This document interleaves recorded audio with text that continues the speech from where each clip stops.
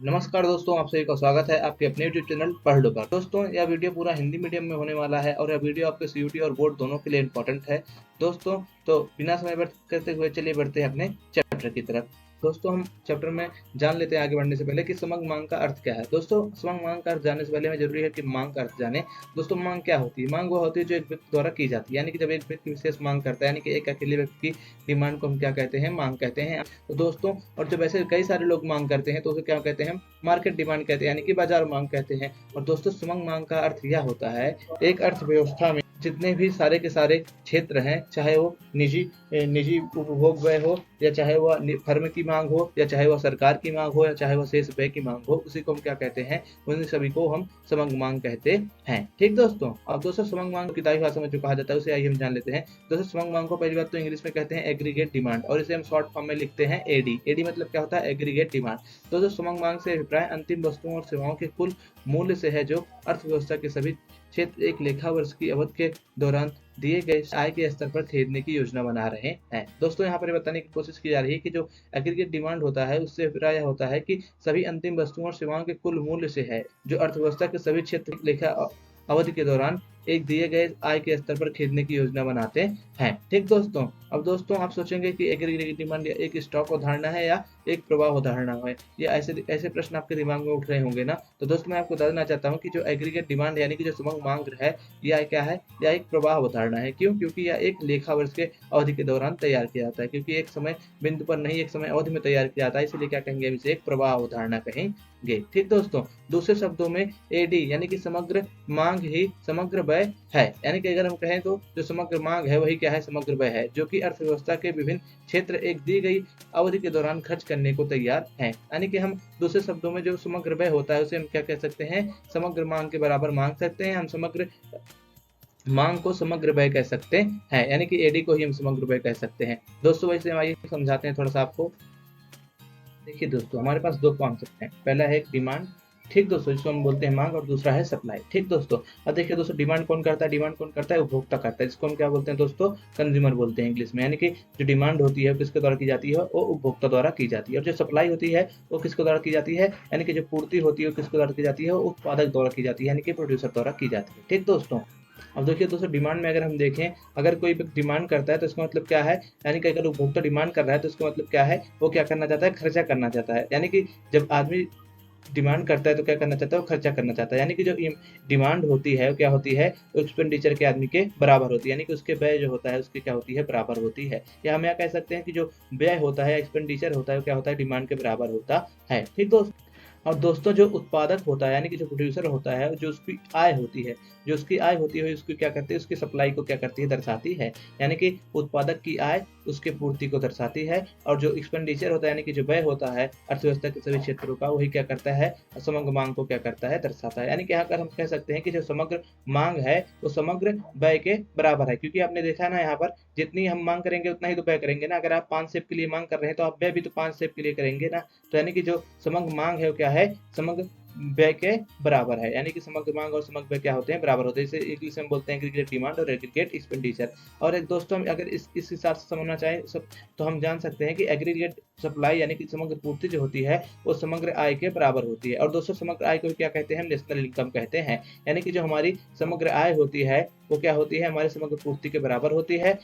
और जो समग्र आय है उसी को हम क्या कहते हैं दोस्तों? उसी को हम राष्ट्रीय आय कहते हैं या नेशनल इनकम बोलते हैं। तो हम यह भी कह सकते हैं कि जो समग्र पूर्ति है वो किसके बराबर है? वो नेशनल इनकम के बराबर है। ठीक दोस्तों, यानी कि समग्र पूर्ति राष्ट्रीय आय के बराबर होती है। ठीक दोस्तों, चलिए आगे बढ़ते हैं दोस्तों, अब आपको समझाते हैं फिर से।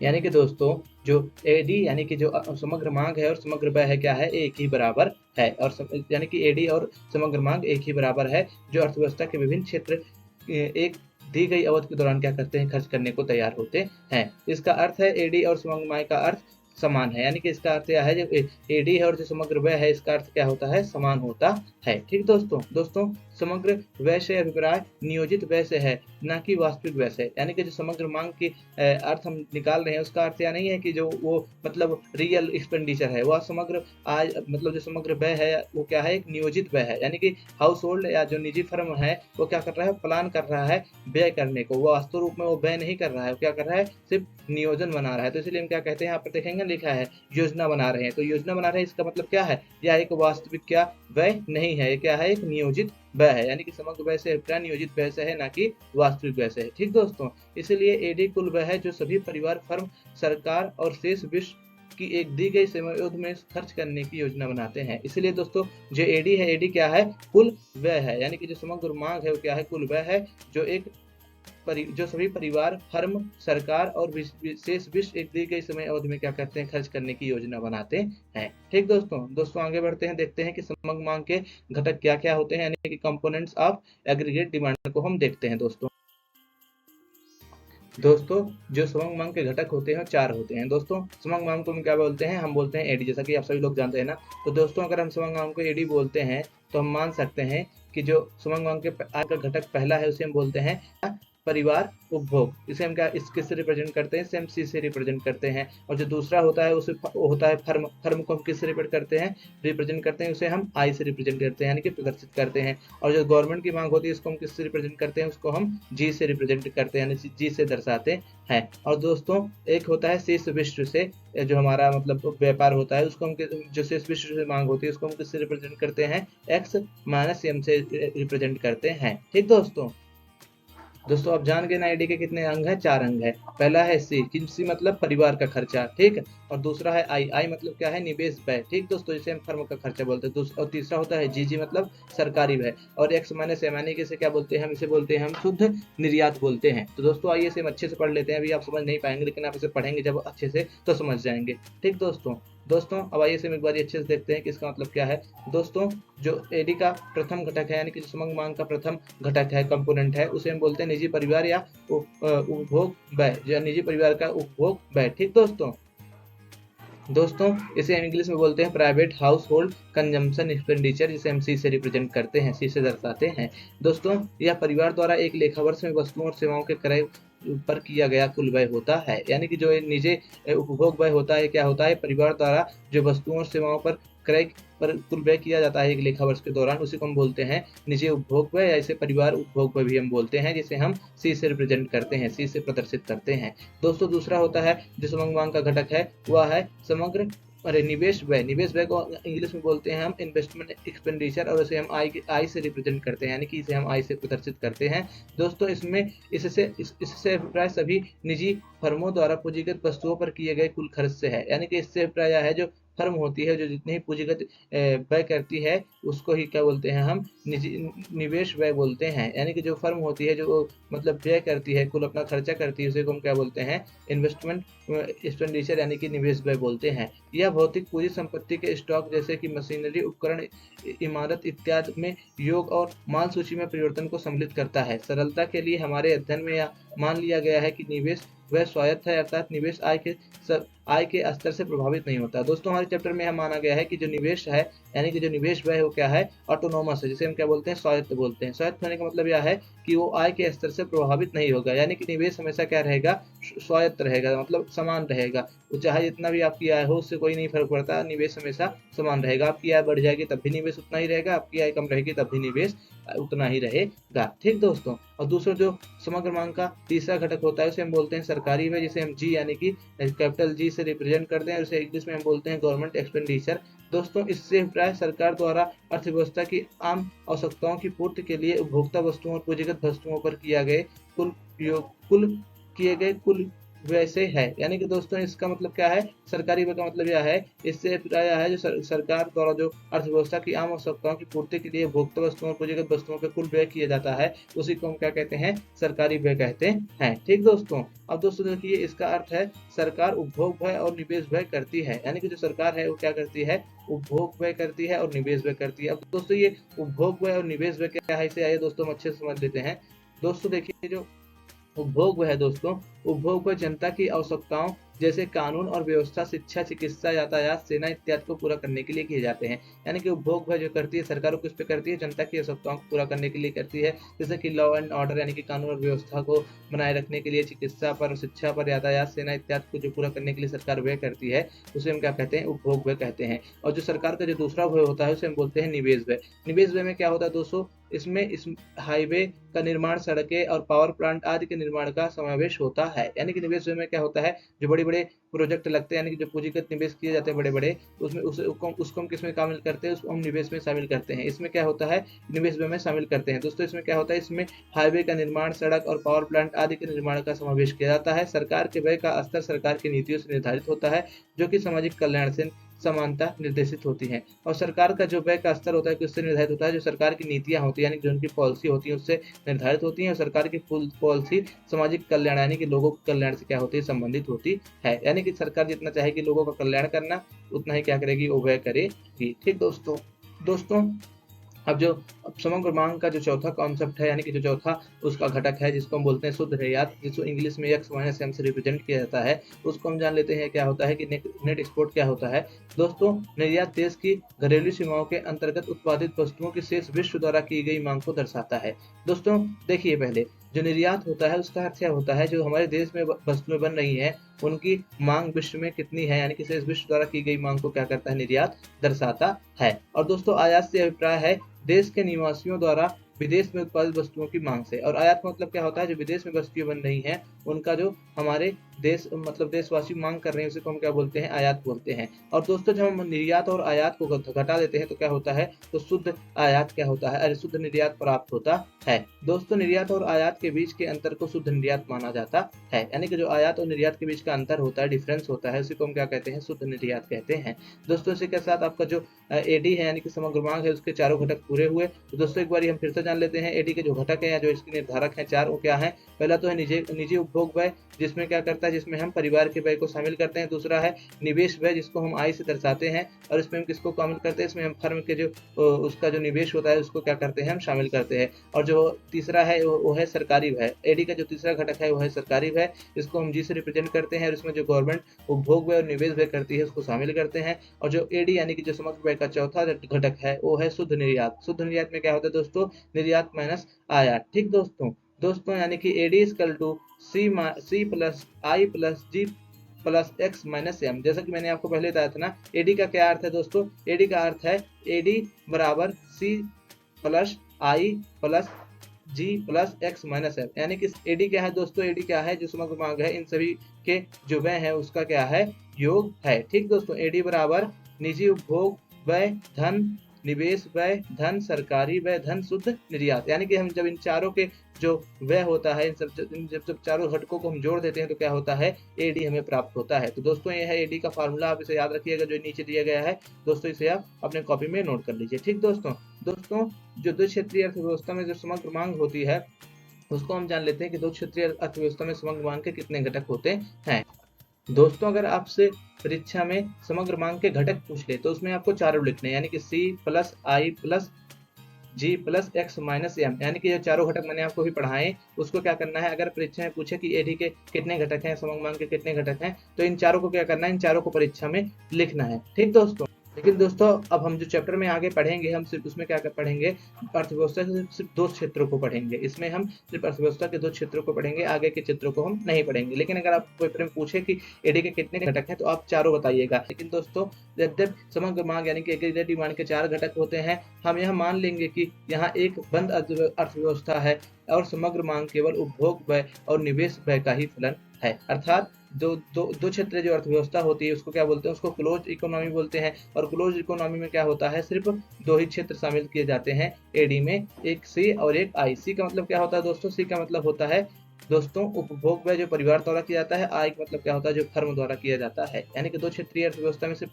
दो ही घटक होते हैं, किसके, समग्र मांग के, एक सी और एक आई। यानी कि एक उपभोग व्यय और एक निवेश व्यय क्या होते हैं, यही दो घटक होते हैं समग्र मांग के दो क्षेत्रीय अर्थव्यवस्था में। दो क्षेत्रीय अर्थव्यवस्था को दोस्तों हम बंद अर्थव्यवस्था बोलते हैं, और जो चार क्षेत्रीय अर्थव्यवस्था होती है जिसमें हम गवर्नमेंट और शेष विश्व को शामिल करते हैं उसे हम खुली अर्थव्यवस्था कहते हैं। ठीक दोस्तों। अब दोस्तों एडी का चित्रात्मक प्रदर्शन हम देख लेते हैं, यानी कि एडी को हम कैसे डायग्राम के माध्यम से और टेबल के माध्यम से उसे हम कैसे प्रदर्शित करते हैं इसे हम देख लेते हैं। दोस्तों एडी अर्थव्यवस्था के आय के स्तर पर निर्भर करता है। यानी कि दोस्तों जो एडी होता है वो आय के स्तर पर निर्भर होता है। इसका मतलब यह है जितना हमारे अर्थव्यवस्था में आय होगी उतना ही क्या होगा, हमारी समग्र मांग ज्यादा होगी। यानी कि जितना आय बढ़ेगी उतना ही हमारा क्या होगा, समग्र मांग बढ़ेगा। यानी कि समग्र मांग और का जो संबंध है वो किस पे निर्भर करता है, वो आय पर निर्भर करता है। ठीक दोस्तों, समानता एक अर्थव्यवस्था में आय और समग्र मांग के बीच सकारात्मक संबंध होता है। अर्थात जैसे आय का स्तर बढ़ता है, एडीपी बढ़ता है और उसके विपरीत भी होता है। यानी कि जो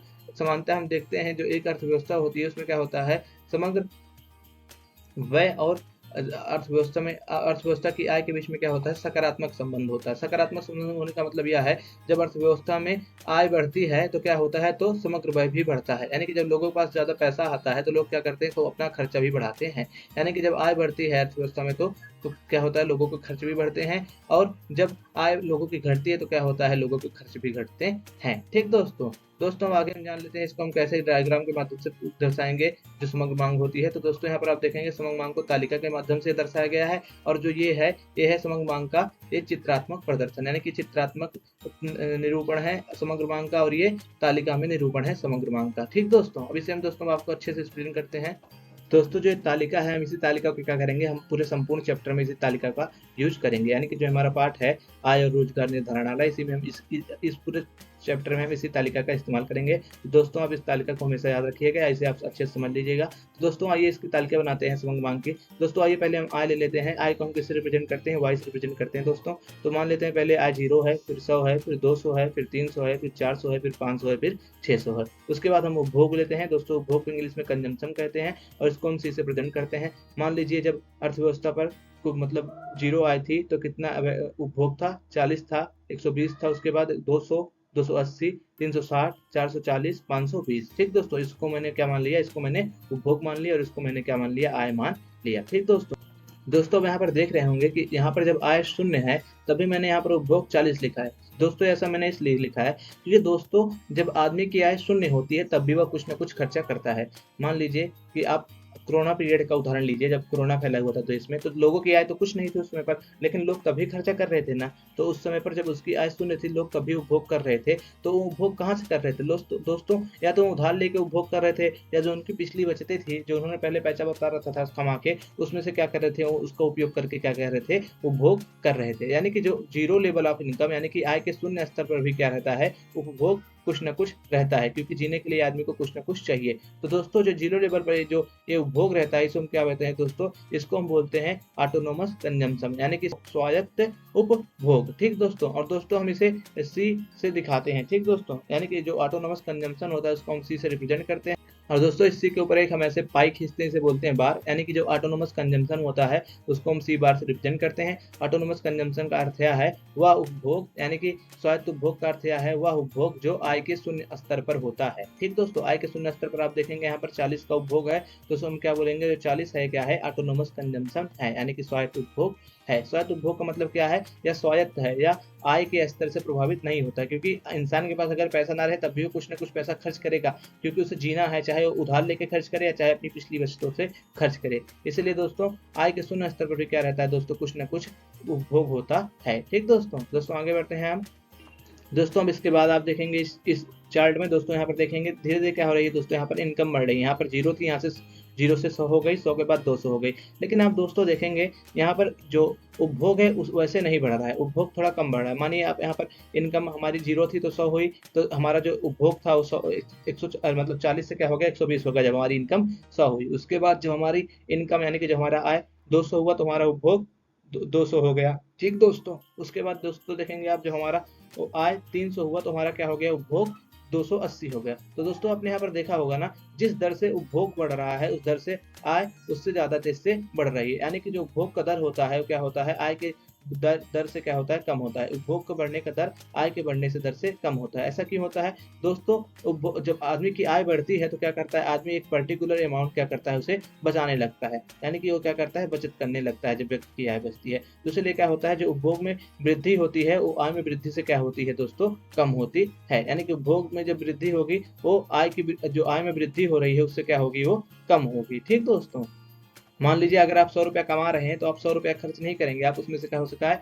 अच्छा 20 रुपया बचा रहे हैं, और हो सकता है कि आप जब 200 रुपया कमाएं तो आप 200 रुपया ना खर्च करें, उसमें से कितना खर्च करें आप, हो सकता है आप 160 रुपया खर्च करें और आप 40 रुपया बचा लें। तो दोस्तों यानी कि जैसे जैसे आपकी इनकम बढ़ती जाती है वैसे वैसे क्या होता है आपकी उपभोग भी बढ़ती है, लेकिन उपभोग उस स्तर से नहीं बढ़ता है जिस स्तर से आय बढ़ती है।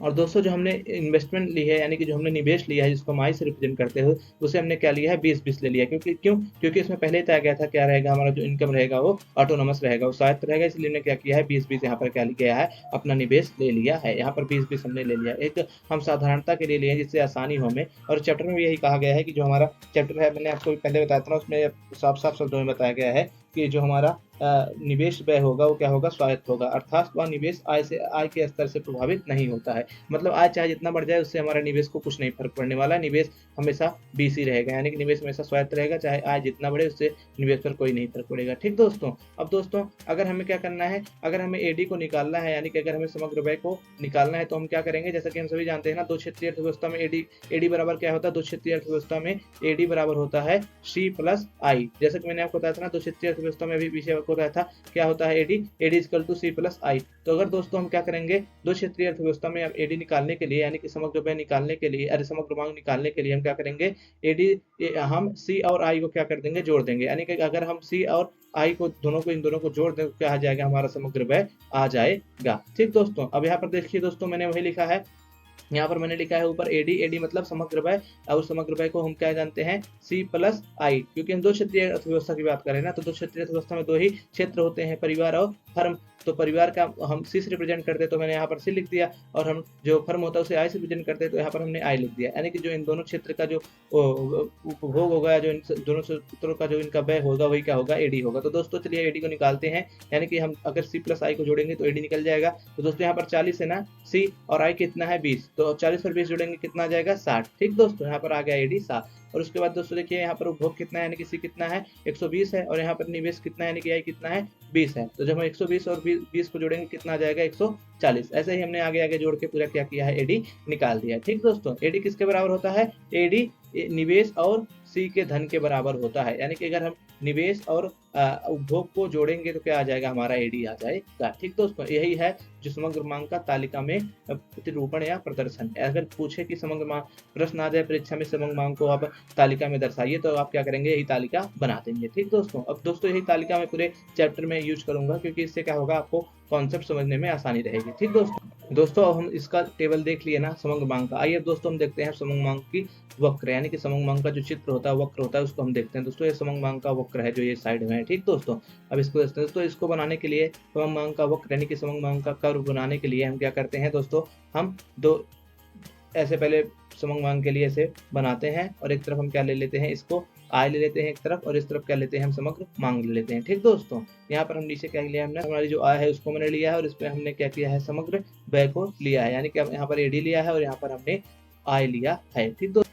दोस्तों अब इसमें हम इनकम ले लेंगे, नीचे पे यहाँ पर हमने इनकम लिख देंगे जितनी भी है। दोस्तों मैं इनकम लिख देता हूँ जितनी भी है। अब हम इनकम कितना लिए थे दोस्तों, हम आप सभी को याद होगा तो हमने इनकम ली थी दोस्तों पहले 0, यहाँ पर 0 लिख देंगे। दोस्तों मैं इस पर एक बार इनकम लिख देता हूँ, एक बार यहाँ पर मैं क्या कर देता हूँ, जो आय है मतलब जो यहाँ पर व्यय है उसको ले लेता है, व्यय मतलब एडी यानी कि जो समग्र मांग है उसको हम लिख देते हैं यहाँ पर। ठीक दोस्तों, फिर आपको दिखाता हूँ इसको चित्र को। ठीक दोस्तों, मैंने पूरा इनकम और व्यय लिख दिया। अब दोस्तों पहले हम जो हमारा निवेश है उसका वक्र बना लेते हैं। तो देखिए दोस्तों जो हमारा निवेश है आप इसमें देखेंगे तो हमारा निवेश हमेशा क्या है 20 है, यानी कि 20 कहाँ, तो दोस्तों देखिए 20 यहाँ पर है, लेकिन दोस्तों हमारा जो निवेश है वो चाहे आज जितना भी बढ़े, चाहे देखिए आप चाहे इतना जितना भी बढ़ाइए आए, हमारा क्या है निवेश एक समान है, यानी कि एक सीधी लाइन है। ठीक दोस्तों, अगर मैं आपको इसको एक बार इरेज करके अच्छे से दिखाऊं, देखिए दोस्तों ये देखिए दोस्तों यहाँ पर हमारा जो निवेश का जो वक्र बना है दोस्तों सीधी रेखा पे बना है। क्यों दोस्तों, क्योंकि जो हमारा निवेश है वो स्वायत्त है।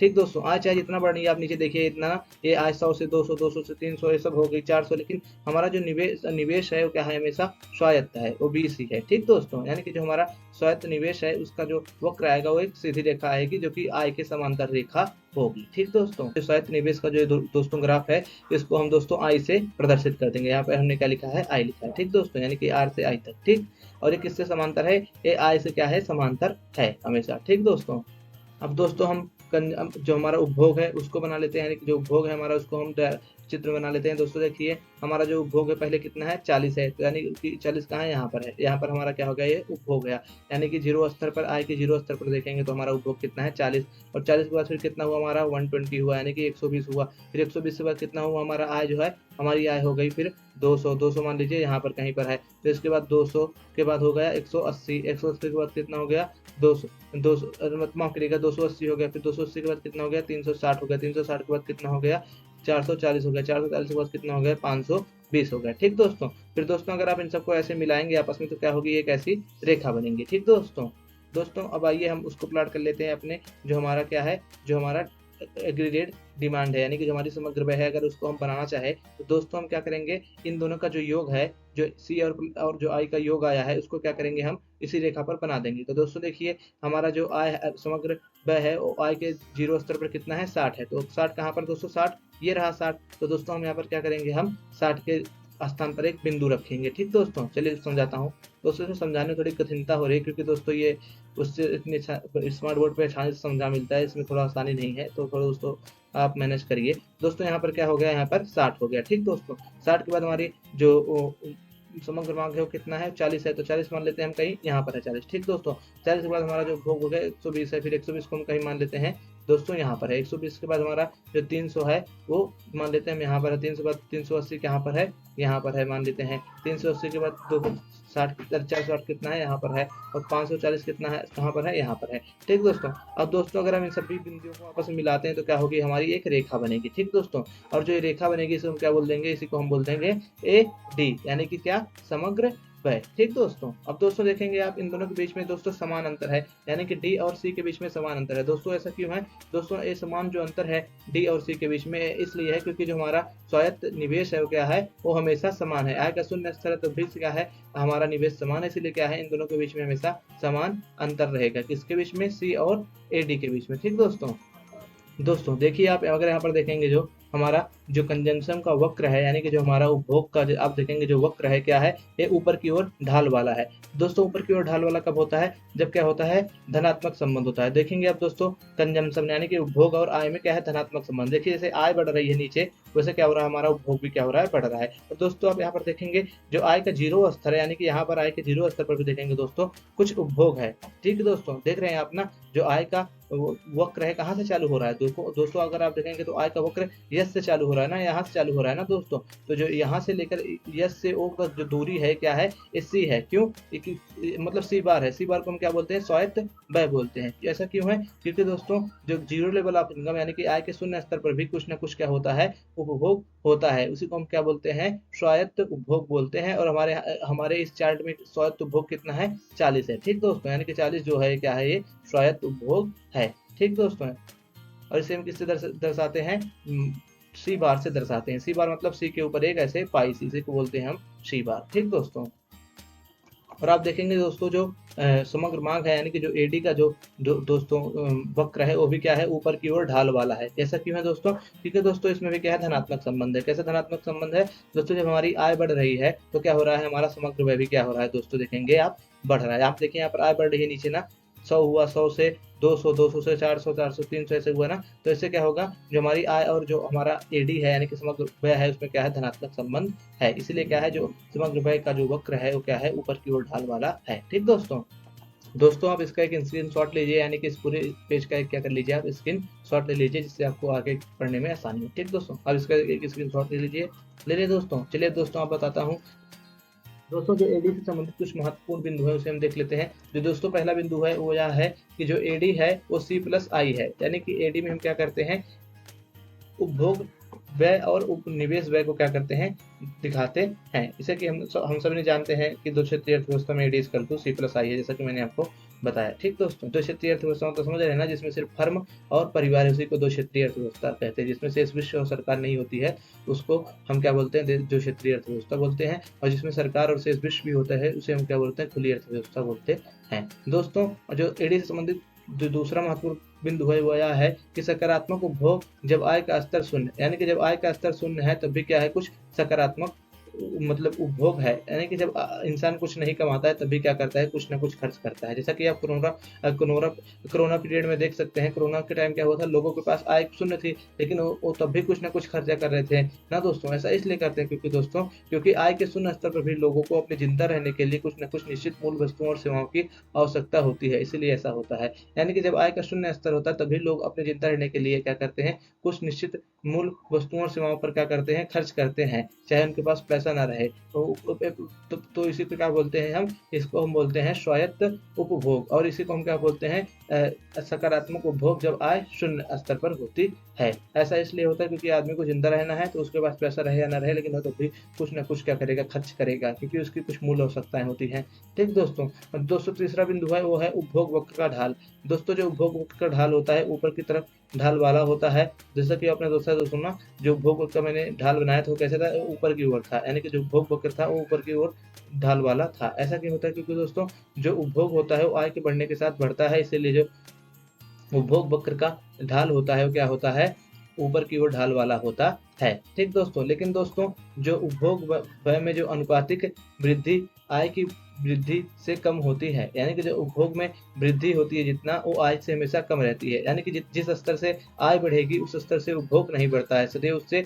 कम ही बढ़ता है। ऐसा क्यों होता है, क्योंकि दोस्तों ऐसा इसलिए होता है क्योंकि एक विशेष स्तर पर पहुंचने पर लोग अपनी आय को एक भाग बचा लेते हैं। यानी कि जो लोग होते हैं एक विशेष स्तर के पहुंचने के बाद क्या करते हैं, अपने आय का एक कुछ भाग क्या करते लगते हैं, सेव करने लगते हैं, बचाने लगते हैं। ठीक दोस्तों, यानी कि पूरा का पूरा पैसा खर्च नहीं करते हैं, कुछ रुपया क्या करते हैं, बचा लेते हैं। इसलिए क्या होता है, उपभोग व्यय हमेशा आय के अनुपात में ही नहीं बढ़ता है, उसके कम अनुपात में बढ़ता है। ठीक दोस्तों, और जो चौथा पॉइंट है दोस्तों, स्वायत्त निवेश वक्र की ढाल है। स्वायत्त निवेश वक्र का ढाल जो होता है दोस्तों, देखेंगे तो वहाँ पे क्या होता है, ये हमेशा एक्स अक्ष के समांतर होता है। दोस्तों स्वायत्त निवेश, जैसा कि जिसे हमने डायग्राम में आई से दिखाया था, यहाँ पर वन लिख दिया मैंने गलती से, उसमें मैंने क्या किया था, आई से दिखाया था। तो दोस्तों क्या होता है, जो दूसरा घटक होता है जो एडी का, वो क्या होता है, निवेश व्यय होता है। और निवेश व्यय क्या होता है, निवेश व्यय सदैव क्या होता है, जो इसका वक्र होता है ये एक्स अक्ष के क्या होता है, समांतर होता है। ठीक दोस्तों, जैसा कि आपने देखा था ना, जो निवेश व्यय था उसको ऐसे लाइन में था, एकदम सीधी लाइन में था, किसके समांतर था, आय के समांतर था, यानी कि एक्स अक्ष के समांतर होता है। क्योंकि यह माना जाता है कि आय के स्तर से स्वतंत्र होता है निवेश, यानी कि निवेश जो होता है आय के स्तर से स्वतंत्र होता है, इसकी हमारी मान्यता है इस पार्ट में। इसलिए क्या होता है, जो जो निवेश व्यय का जो वक्र होता है वो क्या होता है, एक्स अक्ष के समांतर होता है। ठीक दोस्तों जो एडी से संबंधित पांचवा बिंदु है, उसमें एडी यानी कि सी प्लस आई का जो प्रारंभिक बिंदु है उसके बारे में बताया जा रहा है। दोस्तों इस पॉइंट में यह बताया जा रहा है कि जो एडी का जो दोस्तों बिंदु है वो जीरो से चालू ना होकर, आप देखेंगे जो हमने आपको चित्र बनाया था उसमें देखेंगे तो एडी का वक्र जो है दोस्तों उसमें टी से प्रारंभ हो रहा है। दोस्तों ऐसा इसलिए होता है क्योंकि राष्ट्रीय आय के शून्य स्तर पर भी जो दोस्तों क्या होता है, कुछ न कुछ स्वायत्त निवेश और कुछ न कुछ क्या होता है, स्वायत्त उपभोग होता है। इसलिए क्या होता है दोस्तों, एडी शून्य स्तर से न चालू होकर टी बिंदु से प्रारंभ होता है। दोस्तों अगर आप दोस्तों चित्र में देखेंगे तो क्या होगा, जो एडी है वो क्या होगा, टी से चालू होता दिखाई देगा। जो मैंने आपसे बोला था ना, जिसमें आप स्क्रीनशॉट लेने को बोला था, जो आपको मतलब मैंने तालिका और जो वक्र बनाया था उसका स्क्रीनशॉट लेने को बोला था, अगर आप उसमें देखेंगे तो क्या होगा, जो एडी है वो टी से चालू हो रहा है वक्र में। और जो अब अगर आप देखेंगे तालिका में, तो तालिका में एडी कहाँ से चालू हो रहा है, एडी आय के शून्य स्तर पर भी 60 से क्या हो रहा है, चालू हो रहा है। ठीक दोस्तों जो एडी का पांचवा बिंदु है वो यह है दोस्तों, एडी वक्र का ढाल। एडी वक्र का ढाल कैसा होता है दोस्तों एडी वक्र का ढाल धनात्मक होता है, जो दर्शाता है कि जैसे आय बढ़ती है एडी या समग्र व्यय भी बढ़ता है। दोस्तों एडी वक्र का ढाल कैसा होता है दोस्तों, धनात्मक होता है। इससे यह पता चलता है दोस्तों, जो एडी वक्र का ढाल धनात्मक इसलिए है क्योंकि ये आय से संबंधित है। क्योंकि जब आय बढ़ती है तो क्या होता है, हमारा समग्र व्यय भी बढ़ता है, इसलिए हमारा जो समग्र व्यय का ढाल होता है वो ऊपर की ओर ढाल वाला होता है, जिसे हम बोलते हैं धनात्मक ढाल। इसकी ढाल ऐसे होती है, इस तरह की, यानी कि ऊपर की तरफ ऐसे जाता है। समग्र पूर्ति क्या होती है और आगे कुछ कॉन्सेप्ट है इस चैप्टर को, उसको दोस्तों हम अन्य पार्ट में पढ़ेंगे, क्योंकि नहीं तो दोस्तों एक वीडियो में अगर हम चलाए चाहेंगे तो बहुत ज़्यादा लंबी वीडियो हो जाएगी। तो दोस्तों आपको मिलते हैं इस वीडियो के पार्ट सेकंड में। दोस्तों मैं आपको बताना चाहता हूँ, राजनीति विज्ञान और अर्थशास्त्र को पढ़ना चाहते हैं तो दोस्तों आप हमारे चैनल पर जा सकते हैं, वहाँ पर आपको हिंदी मीडियम में सभी विषयों की वीडियो मिल जाएगी। तो दोस्तों आपको मिलते हैं इस वीडियो के पार्ट सेकंड में, तब तक के लिए दोस्तों पढ़ लो।